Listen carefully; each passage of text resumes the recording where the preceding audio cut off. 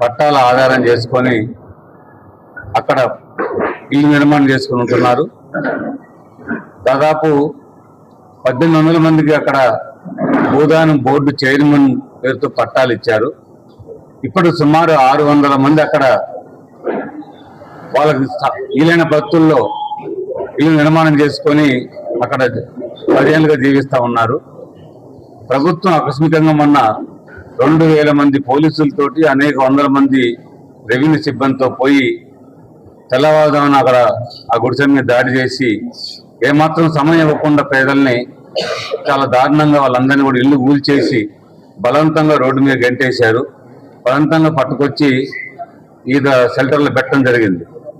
కనీసం వాళ్ళ వస్తువులు తీసుకోకుండా వాళ్ళు సర్దుకోకుండా టైం కూడా ఇవ్వకుండా ప్రభుత్వం దాడి చేసిన ఆ దాడి చూస్తుంటే గాజా మీద ఇజ్రాయెల్ దాడి చేసినట్టుగా ఉంది. ఇజ్రాయెల్ దాడుల తర్వాత గాజా నగరం ఎట్లా మారిపోయిందో ప్రభుత్వం దాడి చేసిన తర్వాత భూదాను కాలనీ మొత్తం కూడా అట్లా అంత విధ్వంసం అయిపోయింది. బహుశా నాకు తెలిసి ఖమ్మం జిల్లాలో ఇంతవరకు నాకు తెలిసిన వరకైతే ఇంత దారుణంగా ఇంత నిర్దాక్షిణ్యంగా ఇల్లు కూలగొట్టిన ఘటన ఇంత దారుణంగా ఎప్పుడు కూడా చూసినట్టు లేదు నాకు గుర్తున్న వరకు. ఇంత దుర్మార్గంగా ప్రభుత్వం వ్యవహరించింది. దీన్ని అందరూ కూడా తీవ్రంగా ఖండిస్తా ఉన్నాం. ప్రభుత్వం చెప్పే కారణాలు మొత్తం కూడా కుంటి సాగులాగా ఉన్నాయి. అక్కడ అది భూదాని భూమి పేరుతో ఇచ్చిన పట్టాలు పేకని కొంతమంది దళారులు ప్రవేశించారని అక్కడ డబ్బులు దండుకొని పేదలందరినీ మోసం చేశారని చెప్పేసి ప్రభుత్వం చెబుతా ఉంది. ఇప్పుడు ఆ భూమి అంతా కూడా 2014 నాటికి అది భూదాన్ ట్రస్ట్ నుంచి ప్రభుత్వ భూమిగా మారిందని చెప్పేసి ఇది ప్రభుత్వ భూమి అని ప్రభుత్వం చెబుతా ఉంది. ఈరోజు ఖమ్మం నగరంలో ఎలుగుమట్లలో పేదల వీళ్ళని కూల్చివేసేటువంటి చర్య, ప్రభుత్వం చేసినటువంటి చర్య, ఇది ఒక దుర్మార్గమైనటువంటి చర్య. ఇది పేద ప్రజలపైన ఒక దాడిగా మేము భావిస్తా ఉన్నాం. వాళ్ళ పేదలు, వాళ్ళ ప్రభుత్వాలు పేదల సంక్షేమాన్ని, పేదల గురించి పట్టించుకోలేనటువంటి నేపథ్యంలోనే తనకు ఒక గూడు కూడా ఏర్పాటు చేయలేనటువంటి పరిస్థితుల్లో, ప్రభుత్వాలు చేయలేనటువంటి పరిస్థితుల్లో ఈ రోజున పేదలు వాళ్ళ కమ్యూనిస్టుల నాయకత్వాన ఎర్ర జెండాలు చేతబట్టుకొని ఒక గూడుని ఏర్పాటు చేసుకునేటువంటి పరిస్థితిని ఇవాళ ఈ ప్రభుత్వాలు అనుసరించినటువంటి విధానాల వైఖరి వల్లనే ఈ పరిస్థితి వచ్చింది. వాళ్ళ ఖమ్మం నగరంలో ఎలుగుమట్లో వేసుకున్నటువంటి ఇళ్ళు ఒక 10 సంవత్సరాల క్రితం భూదాన భూముల్లో వాళ్ళు వేసుకున్నారు. ఈ భూదాన భూములు ఎక్కడి నుంచి వచ్చాయి? ఆనాడు తెలంగాణ రైతాంగ సాయుధ పోరాటం ద్వారా వాళ్ళ కమ్యూనిస్టులు చేసినటువంటి పోరాట ఫలితంగా ఆనాడు వినోబాబాయ్ గారు వాళ్ళ భూస్వాముల నుంచి వాళ్ళ ఆ భూముల్ని తీసుకున్నటువంటి నేపథ్యంలో అవి పేదలకి ఇప్పటికీ పంపకం చేయనటువంటి నేపథ్యంలో ఉన్నటువంటి నిన్న ఏదైతే జరిగిందో మన ఖమ్మంలో వెలుగుమట్లలో పేదల ఇళ్లను కూల్చడం ద్వారా ఈ రాష్ట్ర ప్రభుత్వం క్షమించరాని నేరం చేసిందని మేము భావిస్తూ ఉన్నాం. వాళ్ళకు కూడా అర్థమైంది. అందుకే తహసీల్దారు ఇలా ట్రాన్స్ఫర్ అయిపోయేటటువంటి పరిస్థితి వచ్చింది. నిన్న కలెక్టర్ని కలిస్తే కూడా ఆయన చాలా డిఫెన్సివ్గానే ఉన్నటువంటి పరిస్థితి ఉంది. ఏదో జరిగిపోయిందని ఎట్టు మాట్లాడుతూ ఉన్నారు.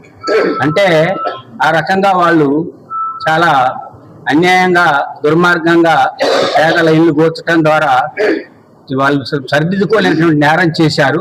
అందుకే చెప్పాం కలెక్టర్ని, నువ్వు జిల్లాకి బాసు, నీ ఆధ్వర్యంలో ఇలాంటి అన్యాయం జరిగింది కాబట్టి నువ్వు దీన్ని సరిదిద్దాల్సిన బాధ్యత నీవేనే ఉంటుంది అని చెప్పి ఆయన కళాఖండిగా చెప్పాం. లేకపోతే నీ ఆయన మచ్చగా నీ జీవితంలో ఉండిపోద్ది అని చెప్పేసి కూడా ఆయన హెచ్చరించడం జరిగింది. ఆయన తప్పకుండా చేస్తామని న్యాయం అని చెప్పేసి చెప్తా ఉన్నాడు. ఏం న్యాయం చేస్తాం అనేటటువంటిది కంటే ఇప్పుడు మాట మారుస్తున్నారు. అంటే మేము అరువులకి ప్రత్యామ్నాయం చూపెడతాం అనే పద్ధతులలో మాట్లాడుతున్నారు. కానీ ఇది ప్రత్యామ్నాయ పేరుతోని వాళ్ళని అక్కడ వాళ్ళకి న్యాయంగా దక్కాల్సినటువంటి యొక్క స్థానాన్ని దక్కనేకోకుండా వాళ్ళని ఎక్కడో ఏదో కొంతమందిని ఏరేసి ఆ రకమైనటువంటి దాన్ని చేయాలని చెప్పేసి అనేటటువంటి కుట్ర జరుగుతూ ఉంది. అసలు ఎందుకోసం వాళ్ళని తీసేశారనేది ప్రభుత్వం చెప్పాల్సిన అవసరం ఉంది. నిన్న అంటున్నాడు కలెక్టర్ గారు కోర్టు ఆర్డర్ ఇచ్చిందని చెప్పేసి అని. కోర్టు ఆర్డర్ ఏమని ఇచ్చింది? వాళ్ళకి ఏమైనా తెలియజేశారా మీకు ఈ కారణం వల్ల అని చెప్పేసి అని? వాళ్ళకి ఏమైనా నోటీస్ ఇచ్చారా అని చెప్పేసి అని కూడా అడిగితే నీళ్ళు నవ్వులుతా ఉన్నారనమాట. అయితే ఇంతకుముందు అదే కోర్టు మీకు గవర్నమెంట్కి చాలా సార్లు వాళ్ళకి సౌకర్యం కల్పించండి, వాళ్ళకి మంచినీళ్ళ సౌకర్యం కల్పించండి, వాళ్ళకి కరెంటు సౌకర్యం కల్పించండి, వాళ్ళకి రోడ్ల సౌకర్యం కల్పించండి అని చెప్పేసి అని ఇచ్చింది కదా. అప్పుడు మీరు ఏం చేశారని చెప్పేసి అడిగితే సమాధానం లేనటువంటి పరిస్థితి అలా ఏర్పడింది. అంటే ఎవరి ప్రయోజనాల కోసం ఈ పేదలకు అన్యాయం చేశారనేది కూడా ప్రభుత్వం చెప్పాల్సిన అవసరం ఉంది. అక్కడ వాళ్ళు ఉంటే ఎవరికి నష్టం? అది ఎవరి స్వస్థ భూమి కాదే, అది భూధనోద్యమం భూమి. ఆ రోజుల్లో తెలంగాణ సాయుధ పోరాట కాలంలో దాదాపు కమ్యూనిస్టు నాయకత్వంలో జరిగేటటువంటి భూమి యొక్క పోరాటాలు దాదాపు 10 లక్షల ఎకరాలు పంపకం చేయడం జరిగింది. 3 లక్షల గ్రామాల్లో ఎర్ర జెండాల సంఘాలను ఏర్పాటు చేయడం జరిగింది. అలాంటి పరిస్థితుల్లో మరి అప్పుడు అంతా పంచారు కదా. మరి అప్పుడు వినోబా భావే లాంటి వాడు అంతా కూడా కమ్యూనిస్టులు ఆక్రమించుకుంటారని చెప్పేసి అని కొంతమంది భూస్వాముల దగ్గరికి వెళ్ళి భూమి సేకరించి దాన్ని భూదాన యజ్ఞ బోర్డు కింద అభినందనలు తెలియజేస్తున్నాం. నా పేరు మధు, సిపిఐఎంఎల్ న్యూ డెమోక్రసీ. ఈ పట్టి ఎందుకు వేసుకున్నామంటే 25వ తారీఖున ఈ వెలుగుమట్ల నిర్వాసితులు ఎవరైతే ఉన్నారో వాళ్ళ తరపున మేము వాళ్ళని పరామర్శించడానికి పోయినందుకు పోలీసులు అతి ఉత్సాహాన్ని ప్రదర్శించి గుంజి వాళ్ళ కార్లలో లాగి విసిరివేశారు. ఆ సందర్భంగా గాయమైంది, ఫ్రాక్చర్ అయింది. ఇట్లాంటి చర్యలకు ఈరోజు కాంగ్రెస్ ప్రభుత్వం పాల్పడ్డది. అధికారంలోకి వచ్చే ముందు రేవంత్ రెడ్డి గారు ఏం చెప్పాడు, ఈరోజు ఏం చేస్తున్నాడు అని చెప్పి రాష్ట్ర ప్రజానీకం అంతా ఆలోచించమని చెప్పి కోరుతున్నాం. 6 గ్యారంటీలు ఇచ్చాడు, 7వ గ్యారంటీ కూడా ఇస్తున్నాననేట్టు చెప్పాడు. ఆ 7వ గ్యారంటీ ప్రజాస్వామ్యాన్ని రక్షిస్తానన్నాడు. ఈరోజు ఆ ప్రజాస్వామ్యాన్ని